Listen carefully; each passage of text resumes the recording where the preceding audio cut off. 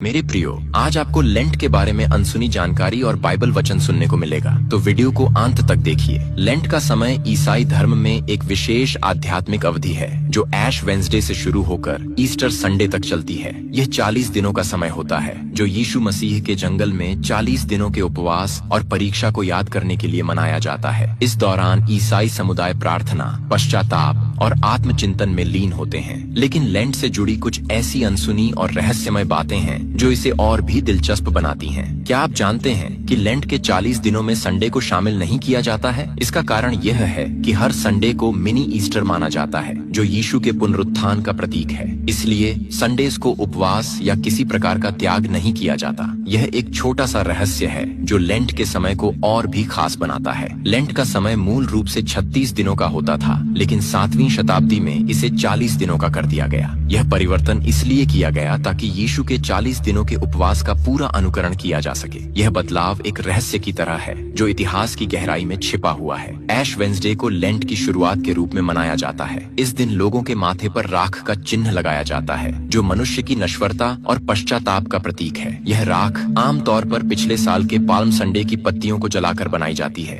यह प्रक्रिया एक रहस्यमय और गहन आध्यात्मिक अनुभव प्रदान करती है। लेंट के दौरान चर्च में बैंगनी रंग का प्रयोग किया जाता है जो पश्चाताप, समर्पण और राजसी गरिमा का प्रतीक है। यह रंग लेंट के समय की गंभीरता और पवित्रता को दर्शाता है। बाइबल में कई वचन हैं जो लेंट के महत्व को समझाते हैं और इसे आध्यात्मिक रूप से समृद्ध बनाते हैं। मत्ती 4 का 1 से 2 वचन, तब यीशु आत्मा के द्वारा जंगल में ले जाया गया शैतान के द्वारा परीक्षा करने के लिए, और जब वह 40 दिन और 40 रातों तक उपवास कर चुका तो उसे भूख लगी। यह वचन लेंट के मूल को दर्शाता है। यीशु के 40 दिनों के उपवास और परीक्षा को याद करके हम भी अपने जीवन में आत्मसंयम और आत्मचिंतन का अभ्यास करते हैं। योएल 2 का 12 से 13वां वचन, पूरे मन से मेरी ओर फिरो, उपवास और रोने और पश्चाताप के साथ अपने मन को न फाड़ो, बल्कि अपने परमेश्वर यहोवा की ओर फिरो, क्योंकि वह दयालु और धैर्यवान है। यह वचन लेंट के समय में पश्चाताप और मन परिवर्तन की महत्वपूर्णता को दर्शाता है। यह हमें याद दिलाता है कि परमेश्वर की ओर लौटना ही सच्ची आध्यात्मिकता है।